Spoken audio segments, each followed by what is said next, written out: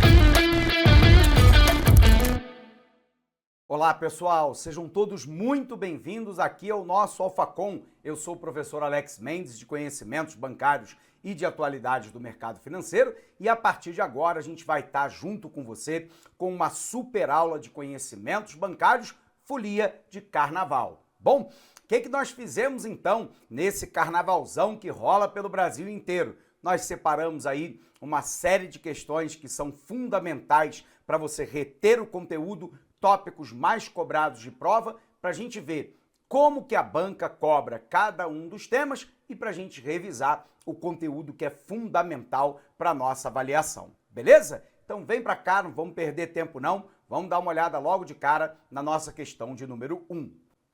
Nossa questão de número 1 é uma questão aplicada em 2021, a banca é a Sesgran Rio, prova para o Banco do Brasil, e ela perguntou assim: uma das funções desempenhadas pela moeda é a de reserva de valor. No entanto, a moeda não é o único ativo que desempenha tal função. O motivo que faz com que os cidadãos retenham moeda como reserva de valor é o fato de ela. Então vamos nos recordar, né? A moeda, ela tem 3 funções fundamentais. Ela é uma unidade de conta, ela é um meio de troca e ela é uma reserva de valor.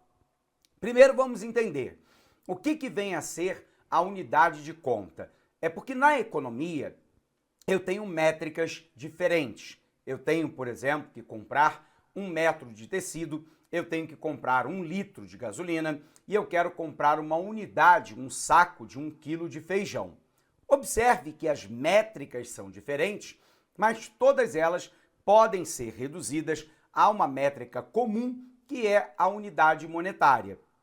E, portanto, quando eu digo lá que o metro do tecido custa R$ 24,00, quando o litro do combustível custa R$ 4,80, ou quando o quilo do feijão custa R$ 6,00, eu tenho então que todas essas métricas foram transformadas numa unidade de conta e, portanto, serve, como mecanismo de contagem, a respeito do valor expresso em unidade monetária para então poder ser adquirido. Porém, quando eu pago lá R$ 24,00 no metro do tecido, a moeda é também um meio de troca. Eu dou R$ 24,00 e recebo 1 metro de tecido.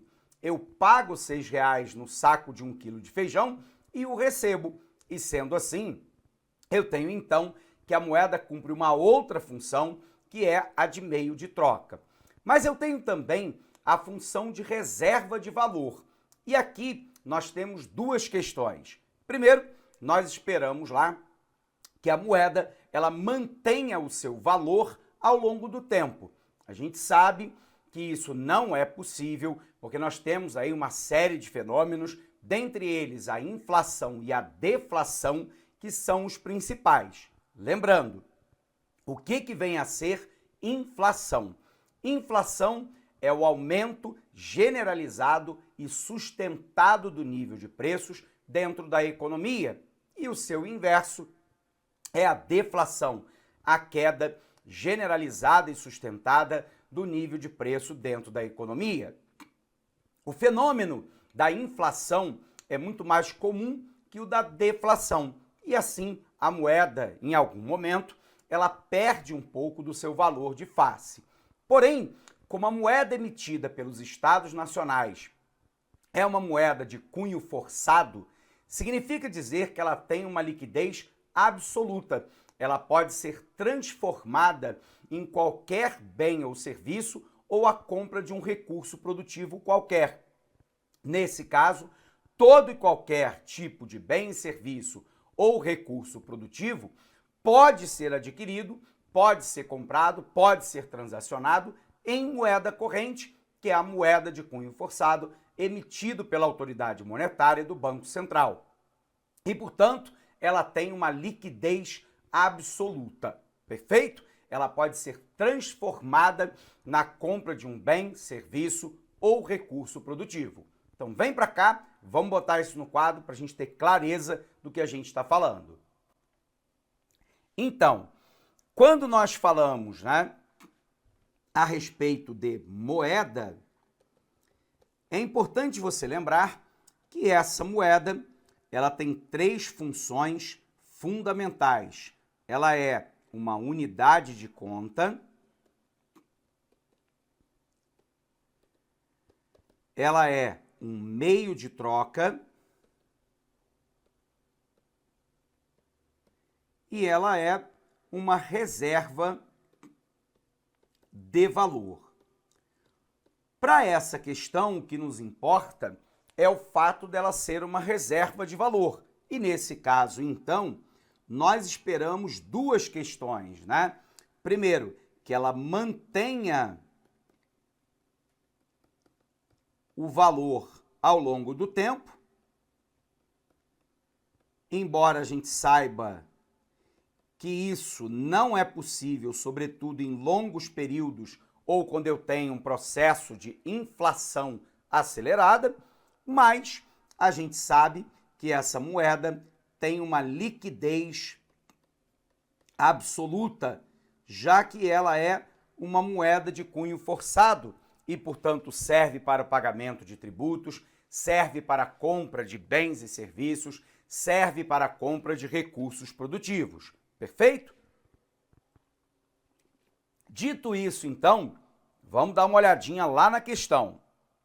Então, a questão diz assim: uma das funções desempenhadas pela moeda é a de reserva de valor.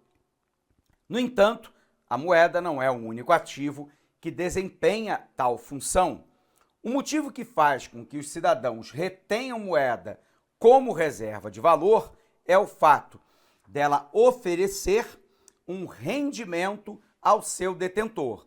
E é claro que aquele agente, que é o agente poupador, aquele que está sacrificando o seu consumo corrente para poupar, isso porque, por definição, poupança é igual a renda menos o consumo corrente do agente, ele quer receber juros. Mas observe que a propriedade, a função da moeda, não é, a priori, render juros. E quando, na verdade, eu demando essa moeda, né, pelo nosso motivo de reserva de valor, eu não estou incluindo aqui o motivo demanda por moeda, que é o motivo especulativo. Isso porque eu posso demandar moeda por três motivos fundamentais. Primeiro, pelo motivo transação ou transacional. Todos os dias eu transaciono bens e serviços e fatores de produção e, claro, que isso tudo é transacionado em moeda corrente. Portanto, quanto maior o nível da atividade econômica, maior a demanda por moeda pelo motivo transação. Por outro lado, eu demando moeda por motivo precaução, também chamado de precaucional. E nesse caso, eu demando moeda para me fazer, né, precavido diante de algo inesperado, que pode ser uma doença, a necessidade de uma viagem, pode ser para a compra, né, de um item considerado essencial e, portanto, eu estou me precavendo. E, por fim, por motivo de especulação, já que o agente que é poupador, ao sacrificar o consumo corrente para poupar, ele quer receber juros, ele quer receber a remuneração do fator capital financeiro, que são exatamente os juros. Mas isso não tem a ver com o fato da moeda ter a função de reserva de valor. Vamos botar isso no quadro para você não ficar com dúvida na prova. Então, quando eu falo agora, né, a respeito de demanda por moeda, aí sim, a demanda por moeda, ela também tem três grandes motivações. Eu tenho o motivo chamado de transação, porque todos os dias eu transaciono bens e serviços e fatores de produção, recursos produtivos, portanto, quanto maior o PIB, maior a demanda por moeda por motivo transação. Eu tenho o motivo precaução, também chamado de precaucional, né? Ou ainda de prevenção, porque eu quero me prevenir a respeito de alguma condição adversa que pode acontecer no futuro. Então, de maneira precaucional, eu retenho moeda. E, por fim, por motivo especulação, que também pode vir na sua prova como motivo especulativo, porque aquele que poupa, ele está privando o seu consumo corrente. Vamos lembrar, S de saving, é igual a Y de renda menos C. Então, a minha poupança, ela é igual à minha renda, yield em inglês de produto ou renda, menos o meu consumo corrente. Então, poupança significa dizer a renda que eu não consumi no momento presente e que, portanto, eu quero receber juros por esse sacrifício, ok? É o motivo especulação. Vejamos então. Ele diz assim: o motivo que faz com que os cidadãos retenham moeda como reserva de valor é oferecer rendimento ao seu detentor. Não, isso é um motivo especulação da demanda por moeda. Alternativa incorreta. Letra B, possuir liquidez absoluta. Correto. Isso porque a moeda é uma moeda de cunho forçado e, portanto, todos os agentes são obrigados a aceitar a moeda corrente, no nosso caso real, como meio de pagamento e de recebimento para tributos, mas também para bens e serviços e para a compra de recursos produtivos. Gabarito, portanto, nossa letra B. Mas vejamos lá a letra C. Prestar algum serviço ao seu possuidor. Observe lá que eu até poderia pensar que a moeda me presta algum serviço quando aplicada ao me pagar juros, mas isso, portanto, seria o motivo especulação. Como, por exemplo, o fato dela render juros, mas não diz respeito ao fato que está sendo perguntado, que é lá a moeda enquanto reserva de valor. Portanto, alternativa incorreta. Propiciar um aumento no seu valor. De novo, se aplicado esse recurso de modo especulativo, e aí não importa se em renda fixa ou renda variável, ele pode me render juros, mas isso não diz respeito ao que está sendo perguntado. Ser protegida contra a inflação. Embora o Banco Central tenha como objetivo manter o valor da moeda, nenhuma moeda, nem no Brasil nem no mundo, é completamente protegida da inflação, que é o aumento geral do nível de preços dentro da economia, ok? Então, pessoal, vamos para a segunda questão. Nossa segunda questão de 2021, Banca Sesgran Rio, perguntou assim: na reunião do dia 9/12 de 2020, o Conselho de Política Monetária, o Copom, do Banco Central do Brasil, decidiu manter a taxa básica de juros em 2% ao ano. Considere que, no período subsequente, a autoridade monetária observasse que as taxas de juros médias praticadas no mercado interbancário eram bem inferiores à meta da taxa Selic, definida na reunião retromencionada. Nesse contexto, para que as taxas de juros médias no mercado interbancário venham a convergir à taxa Selic de 2%, fixada pelo Copom, o Banco Central deverá. Vamos lembrar, a taxa básica de juros da economia nós chamamos de taxa Selic. A gente sabe que Selic é o sistema de liquidação e custódia de título público. Portanto, é algo muito maior do que simplesmente a definição da taxa de juros. Porém, o Copom, que reúne a presidência e a diretoria do banco, ele determina, né, qual será a taxa básica de juros chamada de Selic meta ou meta da taxa Selic para o período subsequente. Então, nesse caso, o Banco Central ele tem uma meta, ele tem uma Selic meta ou meta da Selic, que nesse caso era de 2%. Porém, nós temos uma outra taxa chamada de Selic Over. A Selic Over é a Selic cobrada no mercado interbancário, portanto, entre os bancos, na compra e venda de título público entre si, portanto, no mercado secundário da economia. E ele disse na questão que a taxa Selic Over ela estava abaixo da taxa Selic meta. E qual é o instrumento que o Banco Central vai utilizar para convergir a Selic over na Selic meta? Antes da gente avançar, vamos botar isso no quadro. Vem para cá. Então, o que eu tenho? Dentro do mercado, há uma diferença entre a taxa, né, que nós chamamos de Selic meta, ou meta da Selic, que é determinada pelo Copom, pelo Comitê de Política Monetária, que é diferente da chamada Selic over. A Selic over, ela é determinada no mercado. Então, no nosso exemplo, o Banco Central quer que a taxa Selic meta seja observada e, nesse caso, ele está dizendo que a taxa tem que ser de 2% ao ano. Mas ele observou que depois dele determinar essa taxa de 2% ao ano, a taxa Selic over, ela estava abaixo de 2%. Então, a taxa de mercado era menor que 2% ao ano.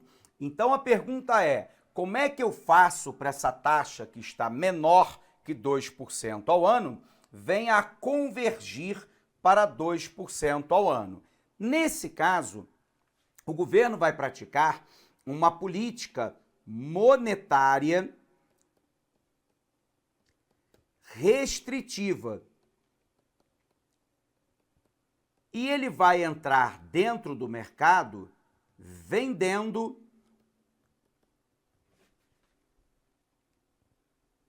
título público. Quando ele entra no mercado, né, vendendo título público, né, observe que ele está entregando o portfólio para os agentes econômicos. Então, nesse caso, ele está entregando o papel e está recolhendo a moeda. Como eu sei, né, que a taxa de juros é a remuneração da moeda, quando o Banco Central entra no mercado vendendo título público, em relação à moeda, ocorre um enxugamento da liquidez do mercado, que é a disponibilidade de moeda na economia. E se a oferta de moeda ela é menor do que a demanda, a tendência do nível de preços é subir. E quando o nível de preço da moeda, que são os juros, eles sobem, eu faço então com que a taxa Selic over, que estava menor que 2% ao ano, venha a convergir para aquilo que é desejado pelo Banco Central, que é de 2% ao ano. Perfeito? Então, olha para cá, vamos tentar entender a questão. Então, nesse caso, né, eu tenho lá que nesse contexto, para que as taxas de juros médias no mercado interbancário venham a convergir para 2%, porque elas estão abaixo, bem inferior a 2%, o Banco Central vai vender títulos públicos no mercado overnight, gabarito letra A. Quando ele vende título, ele tira moeda do mercado. E aí, de novo, né? Se a oferta de moeda ela é menor do que a demanda, o preço da moeda sobe. E qual é o preço da moeda? São os juros. Então, os juros da Selic over vão convergir para aquilo que deseja o Banco Central, que é 2% ao ano. Gabarito, portanto, claramente, nossa letra A, ok? Vamos para a terceira questão. Ah, mas antes disso, vamos ver por que não as demais.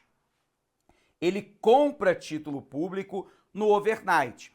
Se ele comprar título público, significa dizer que ele está trocando, né, papel, que é o título, por moeda. Ele está devolvendo moeda para os agentes econômicos. E se ele devolve moeda, a oferta de moeda maior que a demanda provoca a queda do preço da moeda e, portanto, há uma diminuição dos juros, que são o preço dessa moeda. E o que ele quer não é a diminuição de juros, é o aumento dos juros para fazer com que a taxa Selic over convirja para a taxa Selic meta. Portanto, alternativa incorreta. Compra título de longo prazo do setor privado. Se ele comprar título do setor privado, de toda sorte, ele está tirando título do mercado, só que agora do setor privado, e está injetando moeda. O efeito é muito semelhante a ele comprar título público. E nós vimos que, nesse caso, os juros diminuem em vez de aumentar. Alternativa, portanto, incorreta. Ele emite maior quantidade de papel moeda. Observe que, quando ele emite uma quantidade maior de papel moeda, de novo, a oferta de moeda é maior do que a demanda, provocando queda do seu preço, portanto, queda dos juros. E o que ele quer é aumento dos juros para fazer com que a taxa Selic over convirja para a taxa Selic meta, portanto, não é a emissão de moeda. Aumentar a liquidez do sistema bancário teria o mesmo efeito, porque aumentar a liquidez significa aumentar a oferta de moeda, tudo bem? Se eu aumento a quantidade de moeda, eu já sei o que acontece, que é a queda da taxa de juros. Portanto, não é o aumento da liquidez do sistema bancário. Gabarito de fato, nossa letra A. Vamos para a nossa terceira questão. A terceira questão é uma questão de 2021 da Banca Seis Gran Rio, que perguntou assim: o sistema financeiro nacional é constituído por um conjunto de instituições financeiras, cada uma delas caracterizada pelas funções mais importantes que assume.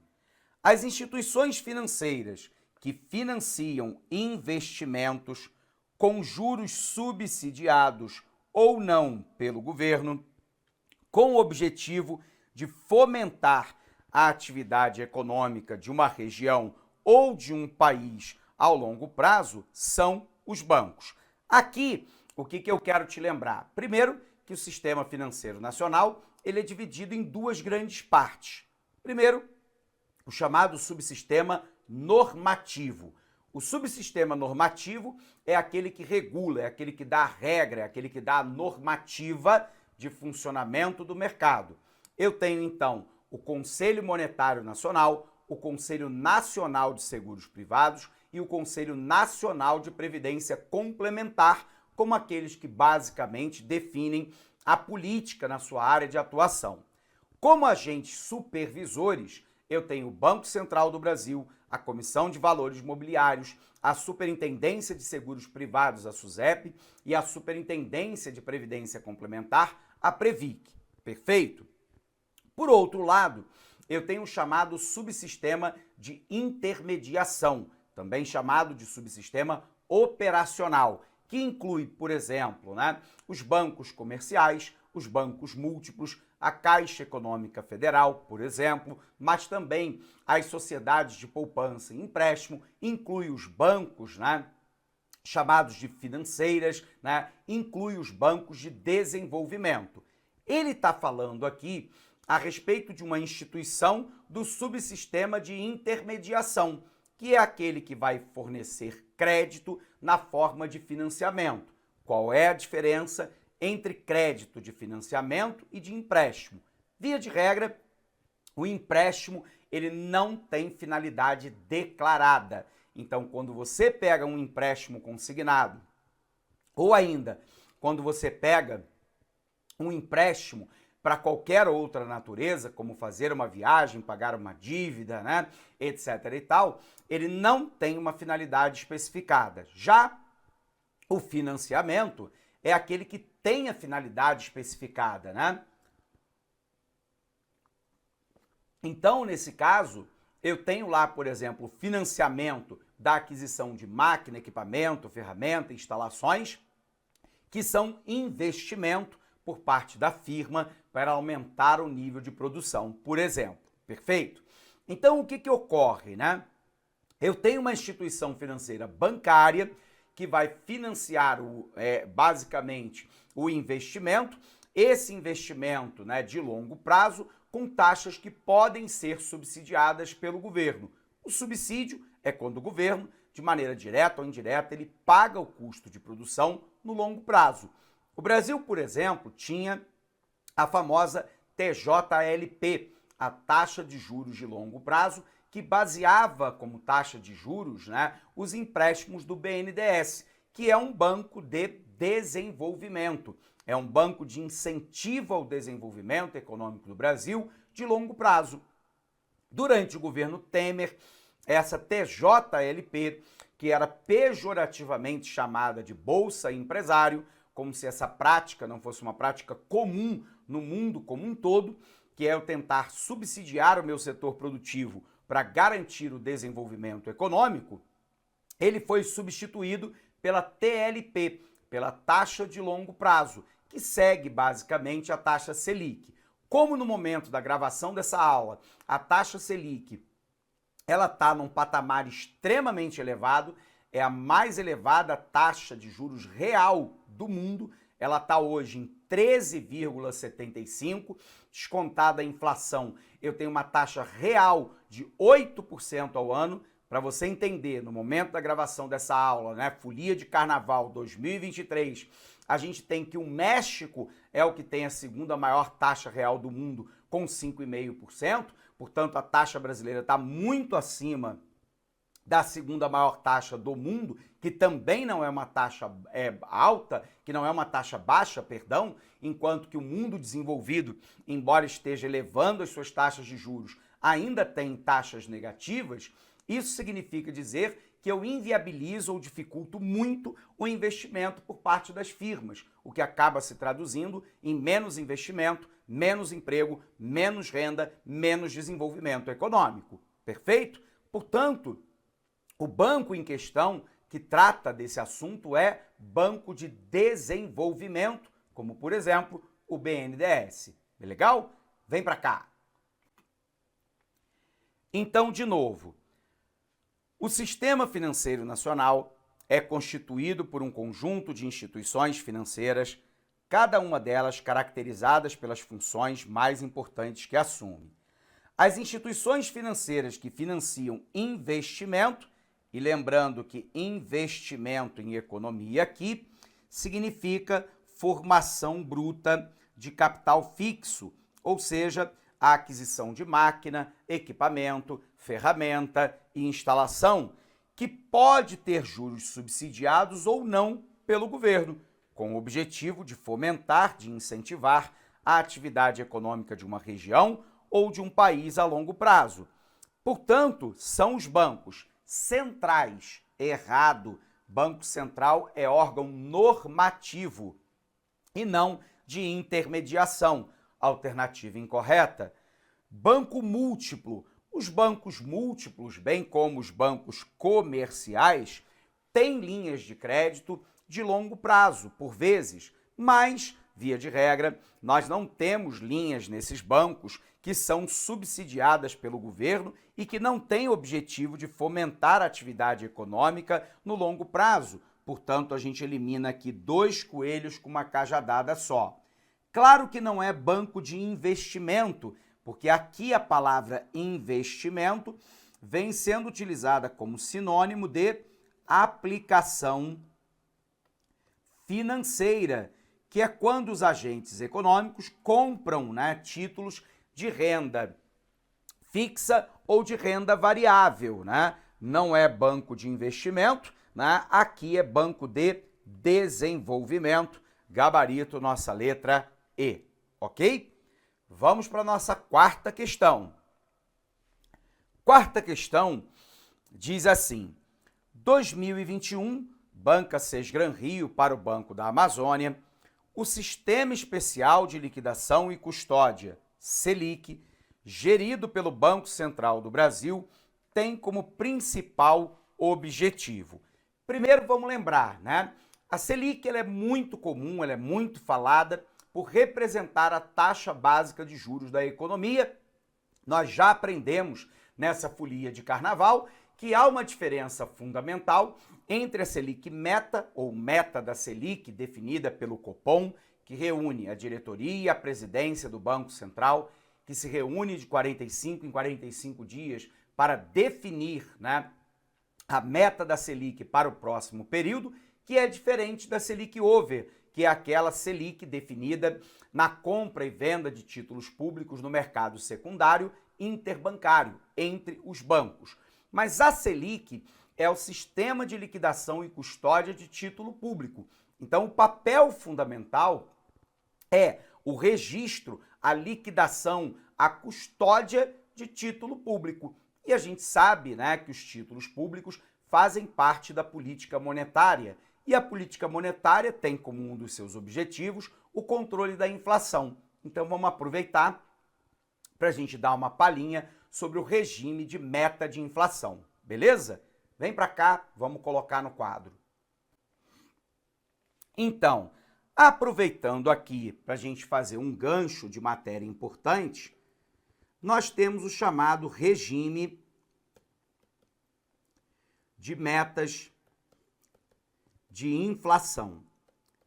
E esse regime de metas de inflação, ele foi adotado no Brasil a partir de 1999, no governo Fernando Henrique Cardoso, e ele permite que hoje o Conselho Monetário Nacional, com 3 anos de antecedência, e por que essa antecedência, professor, ela é tão importante? Porque a ideia é romper a expectativa inflacionária dos agentes econômicos.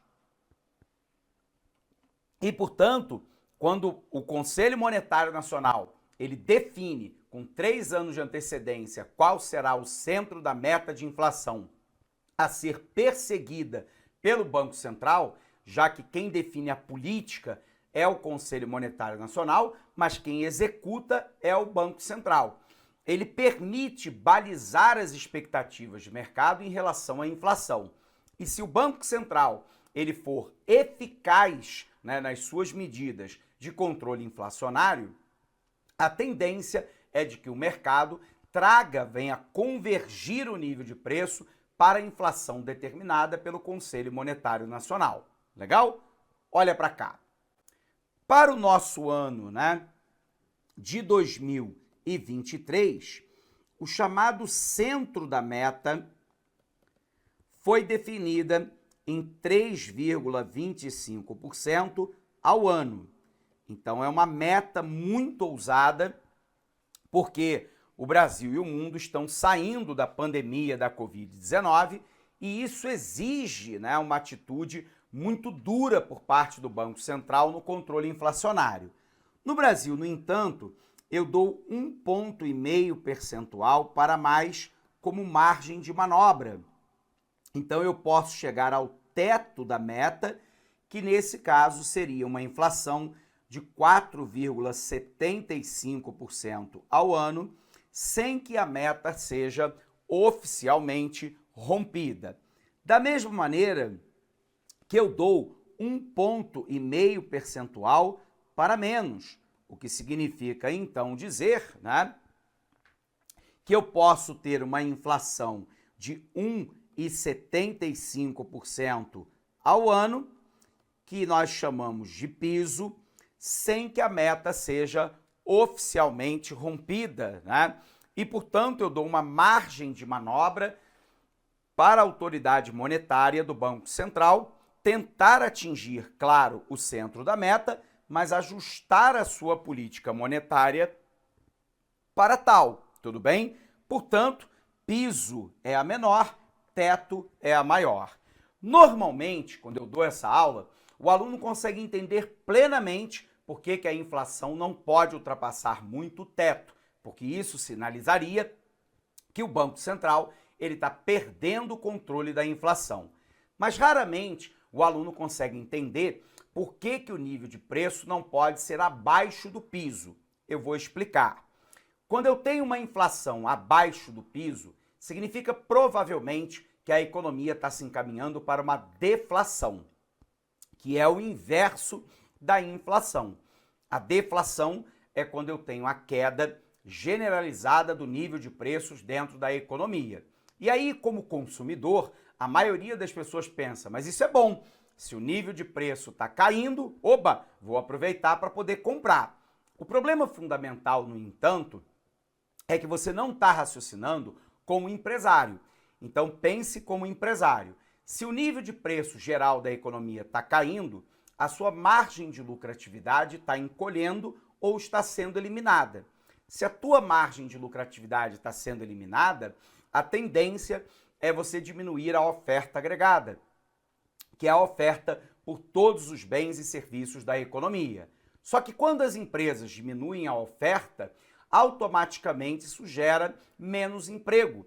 E com menos emprego eu tenho menos renda. E com menos renda as pessoas demandam menos. E a queda da demanda provoca uma nova queda na oferta, já que a firma não vai ofertar se não há demanda. E isso encaminha a economia para uma recessão, que oficialmente falando é quando eu tenho a queda do nível do produto por pelo menos 2 trimestres consecutivos, ou até para uma depressão, quando eu tenho uma recessão prolongada no tempo. Bacana? Olha para cá para você entender. Então, quando eu tenho, eventualmente, um nível de inflação abaixo do piso, tudo bem? O que acontece? Isso aqui está comprimindo a lucratividade. Se isso está comprimindo ou eliminando a lucratividade por parte da empresa, a empresa vai diminuir a oferta agregada, que é a oferta de todos os bens e serviços da economia, já que não há condições de lucratividade para ela continuar ofertando o que ela vem ofertando. Então, quando ela diminui a oferta, há uma tendência de queda do nível de emprego.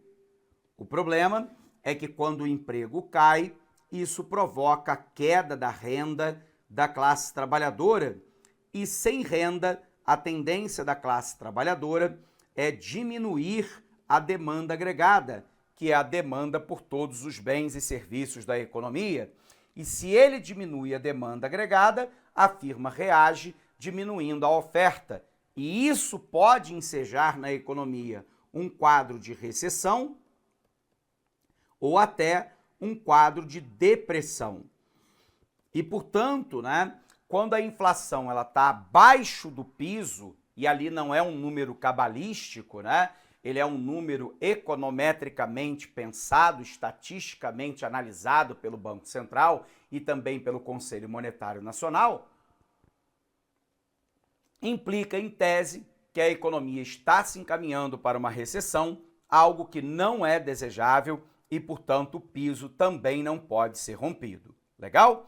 Mas, voltando para a nossa questão, ela perguntou assim: o Sistema Especial de Liquidação e Custódia Selic, gerido pelo Banco Central do Brasil, tem como principal objetivo. Então, ele está perguntando sobre o sistema.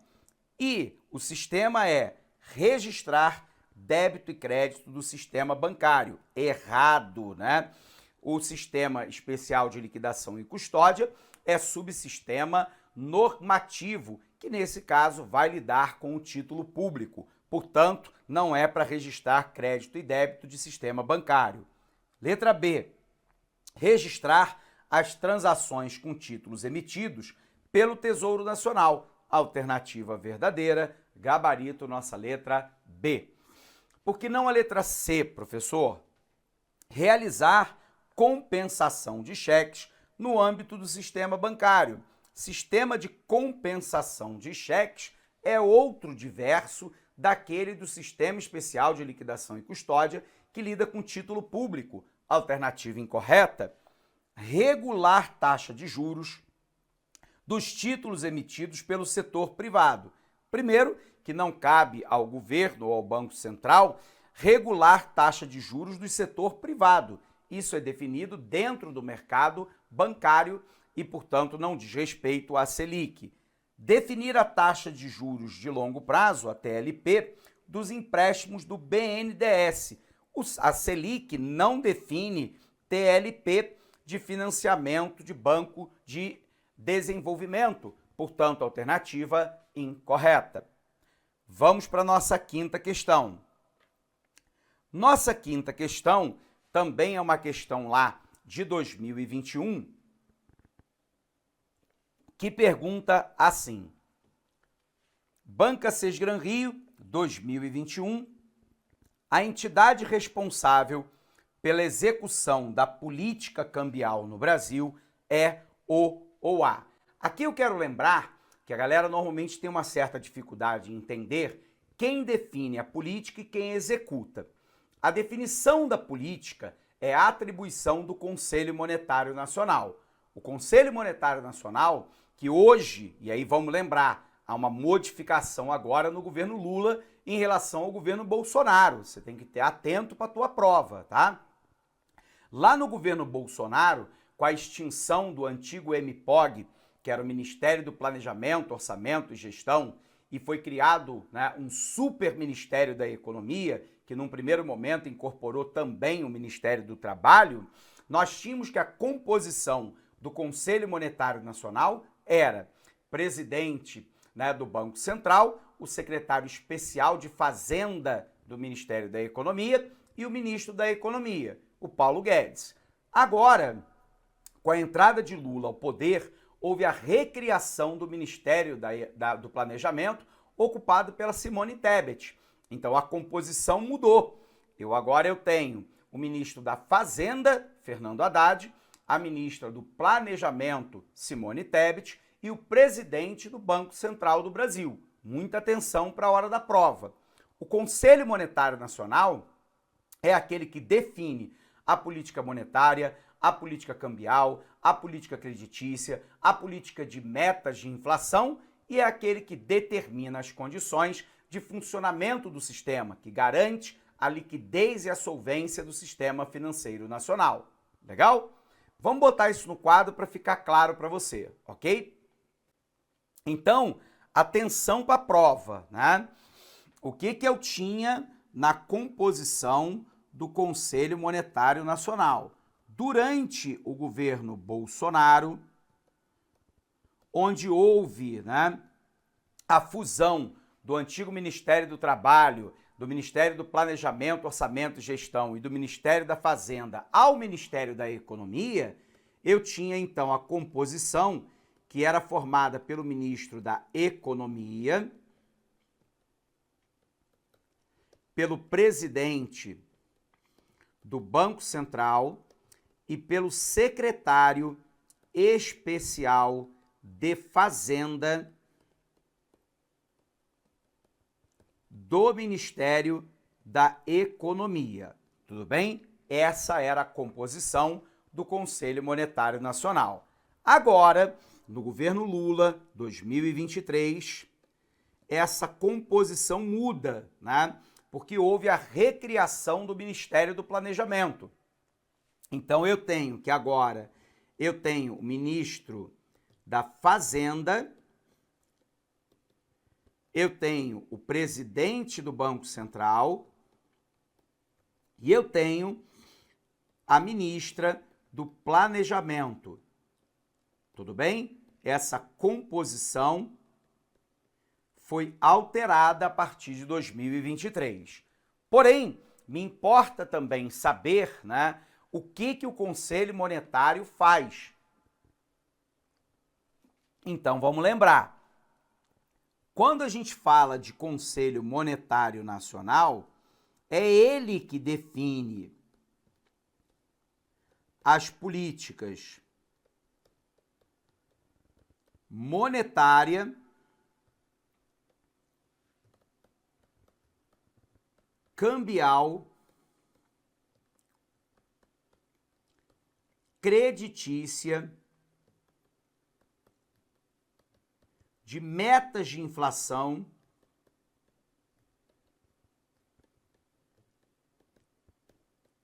é ele que garante a solvência e a liquidez do sistema financeiro nacional, é ele que normatiza o sistema financeiro nacional. Porém, não é ele que executa. O agente de execução, né, é o Banco Central do Brasil. Então, o Banco Central do Brasil né, o banqueiro do governo, ele é o banco dos bancos, porque ele é o emprestador de última instância, é ele que vai implementar a política monetária, cambial, creditícia, né, a política de metas de inflação, é ele, né, o fiel depositário das reservas compulsórias e das reservas voluntárias dos bancos comerciais, ele é o fiel destinatário, é o guardião das reservas cambiais brasileiras, dentre outras funções de supervisão e fiscalização. Bacana? Portanto, quem define a política é o Conselho Monetário Nacional, quem executa é o Banco Central do Brasil. Perfeito? Então, olha para cá. Então, nesse caso, quem executa é o Banco Central do Brasil.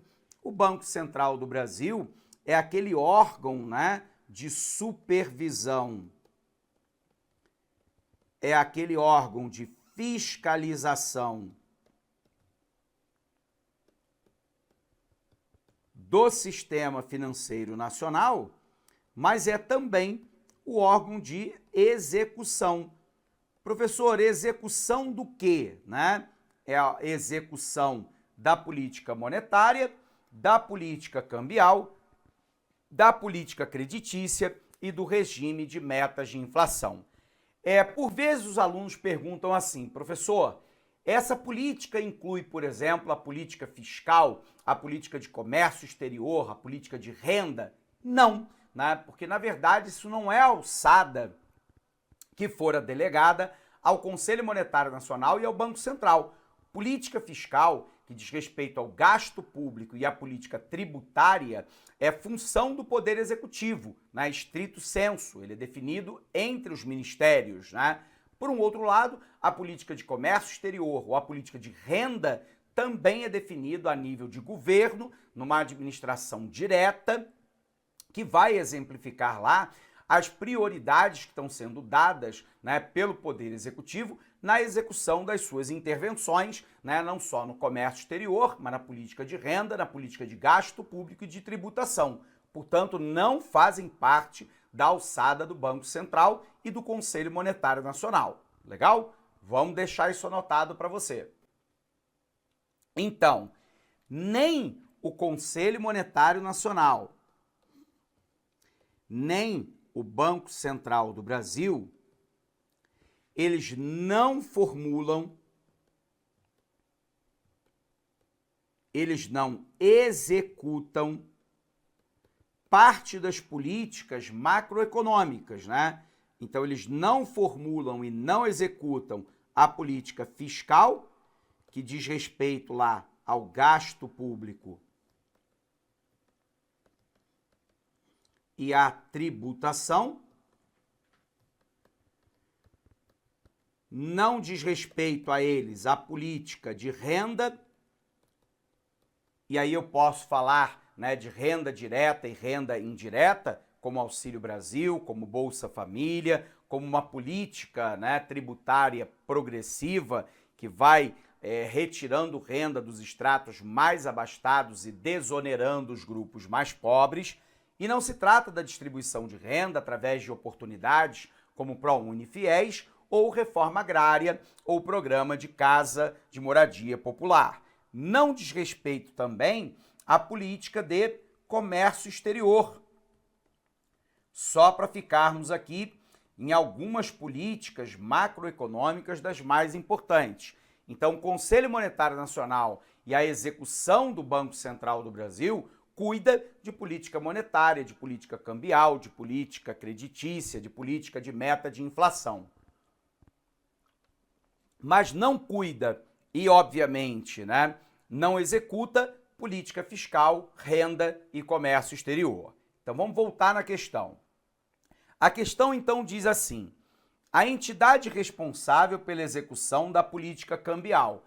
E nós lembramos, né, que o regime cambial brasileiro é o regime flutuante, também chamado de regime flexível, né? E dentro do regime flutuante ou flexível, o valor, né, do câmbio depende da oferta e da demanda da moeda que eu não controlo, que é o dólar americano, né? Então, nesse caso, se em relação ao dólar americano a oferta for maior do que a demanda, o preço do dólar cai e, consequentemente, o real se aprecia. Se a oferta de dólares for menor do que a demanda, o preço do dólar americano cai e, consequentemente, o preço sobe e, consequentemente, o real se deprecia. Tudo bem? Então vamos lá. A entidade responsável pela execução é o Banco do Brasil? Errado. Banco do Brasil é banco múltiplo. Embora ele seja instituição auxiliar do sistema financeiro nacional, ele é, na verdade, subsistema de intermediação. Banco Central do Brasil. Opa, gabarito da nossa questão. É o Bacen que executa a política cambial em nome da autoridade do Conselho Monetário Nacional. Banco Nacional de Desenvolvimento Econômico e Social é instituição auxiliar do Sistema Financeiro Nacional, mas atua dentro do subsistema de intermediação. Não cabe execução de política cambial. Está errado. Alternativa incorreta. Comissão de Valores Mobiliários é órgão de supervisão, né? Está ligado ao Conselho Monetário Nacional e tem como objetivo supervisionar, fiscalizar o mercado de títulos e valores mobiliários e todos os seus agentes. Não cabe implementação de política cambial. Conselho Monetário Nacional define a política, mas não executa. Nós acabamos de ver isso lá atrás.